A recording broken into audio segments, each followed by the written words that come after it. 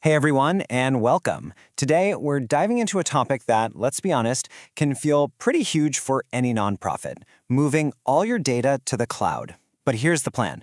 We're going to take what seems like a complex tech problem and turn it into a clear, strategic project that can seriously boost your mission. So, let's get into it. Right off the bat, you're probably asking the big question. Is this whole cloud thing a real strategic upgrade, or is it just going to be a massive disruption to our mission?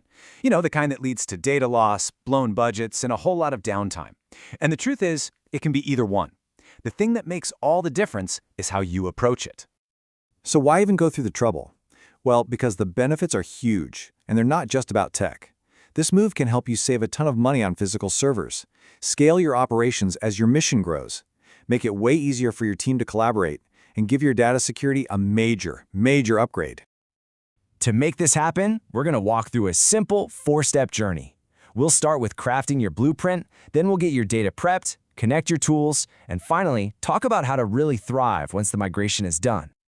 All right, first up, crafting your migration blueprint. This part right here is the absolute backbone of the whole process. Seriously, good planning is what stops those mission-disrupting headaches before they even start. So what's in a solid strategy? Well, it all starts with people. You got to get a team together from different departments, fundraising, finance, programs, everyone who actually uses the data. Then you need a realistic timeline, a budget that includes those hidden costs like training, and, this is key, a plan for what to do when things go wrong. And here is a perfect example of why that timeline is so critical. For a nonprofit, year-end giving is everything. The absolute last thing you want is for your system to go down during your busiest fundraising season. So, schedule the big move for quieter time. It's just smart planning. Okay, blueprints in hand. Now for step 2, prepping your data. The best way to think about this is like moving to a new house. You wouldn't just toss everything randomly into boxes, right? No, you'd sort through it, clean things up, and pack it all smartly. Your data needs that exact same level of care.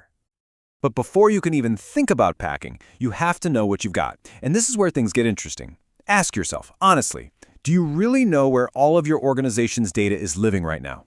For most, the answer is probably not. See, it's almost never in just one spot. You've got your main donor platform, sure. But what about your accounting software? All those old email archives and shared drives? What about the spreadsheets on individual staff laptops? And yeah, don't forget about the paper records filed away in a back room. A full-on data audit is totally non-negotiable. Now, this slide here shows one of the biggest hurdles you'll face. Your old system might just have one single field for an entire name and address, but your new, shiny cloud system, it's smarter. It wants everything broken down, first name, last name, street. This process of mapping the old data to the new format is so important. If you mess this up, your data could be a jumbled mess in its new home. And while you're handling all this sensitive donor and financial info, a huge question should pop into your head. What are the biggest compliance risks we need to be thinking about? You're generally looking at 3 big ones. First, just basic data security. You got to protect against breaches. Second, you have to follow regulations, like HIPAA if you deal with health info. And third is something called data sovereignty, which is basically about where in the world your data is physically stored. It has real legal implications, so you need to be aware of it. Speaking of rules, here's a number to remember: 7. As in 7 years.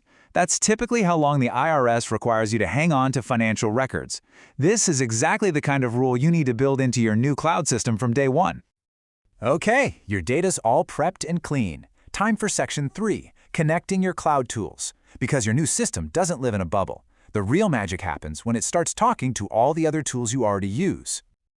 So, how do you make that connection happen? Well, a lot of the time, it's done with a process called ETL. It stands for extract, transform, and load. You can just think of it as the engine that does all the heavy lifting of moving data from point A to point B, cleanly and automatically. And here's how simple it really is. First, you extract the data from its old source. Next, you transform it, like we saw with the addresses, so it fits the new system's format. And finally, you load all that clean, organized data into its new home in the cloud. That's it. But what really matters is what this makes possible. Just imagine your donor data automatically syncing with QuickBooks. No more manual entry. Or when someone registers for an event, their donor profile instantly updates. This all happens using something called APIs, which are like little bridges that let software like Salesforce, QuickBooks, and MailChimp all talk to each other. It's a game changer. Now, with all these tools connected, security becomes even more important. That's why you need to use role-based access. It basically means your fundraising team can see all the donor details they need, but maybe a program volunteer can only see basic contact info.